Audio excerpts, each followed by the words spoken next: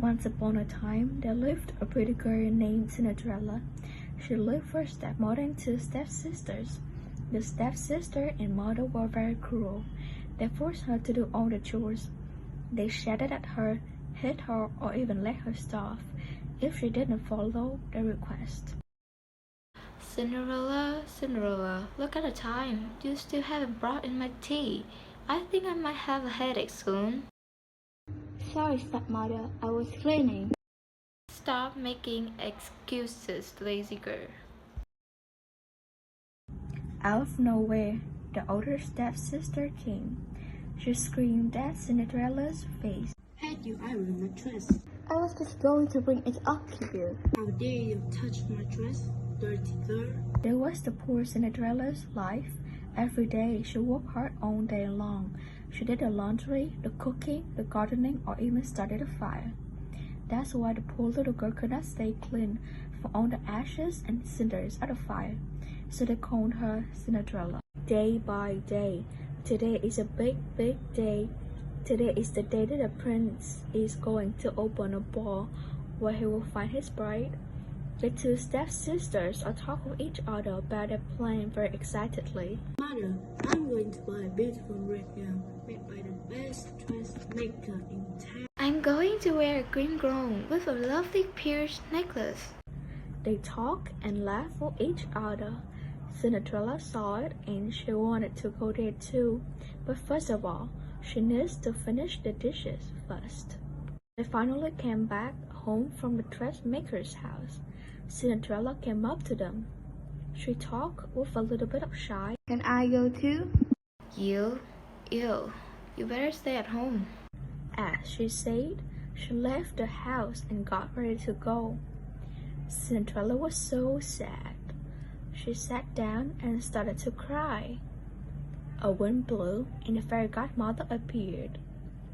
She came by her and whispered into her ears. What's wrong, honey? Tell me. Who are you?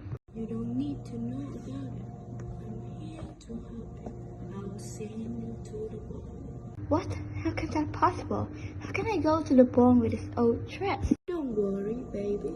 I can help you with that. Then the fairy godmother waved her wand.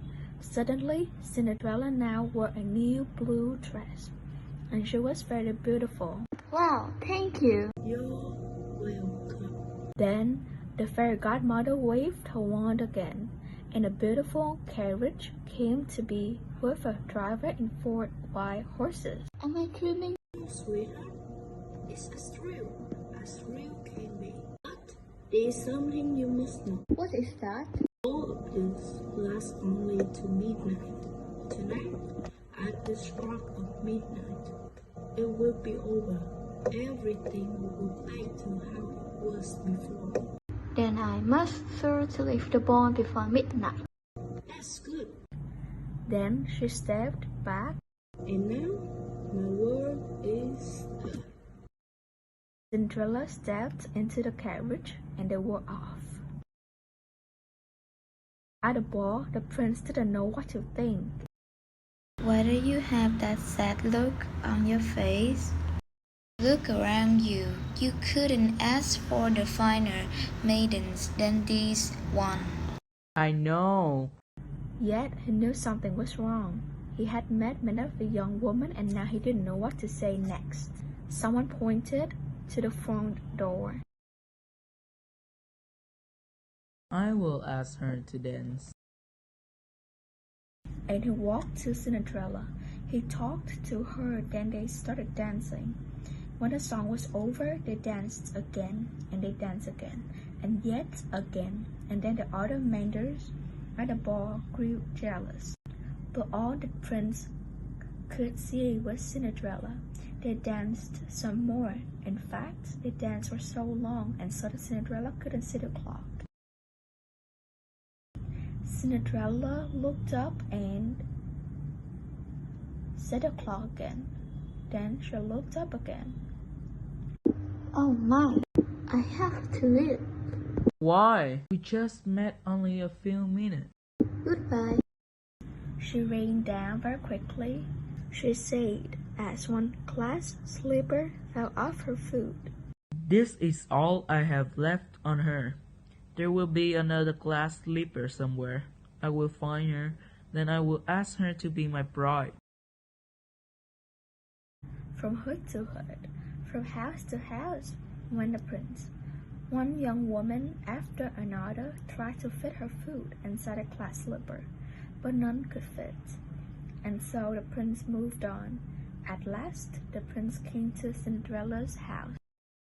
The prince knocked on the door, and the stepmother opened the door for him. Then the two sisters tried on the slipper, but none of them fitted the slipper then. When the prince started to leave, Cinderella stepped in the room. Then she tried the glass slipper on. It fitted perfectly. I knew it. You are the one.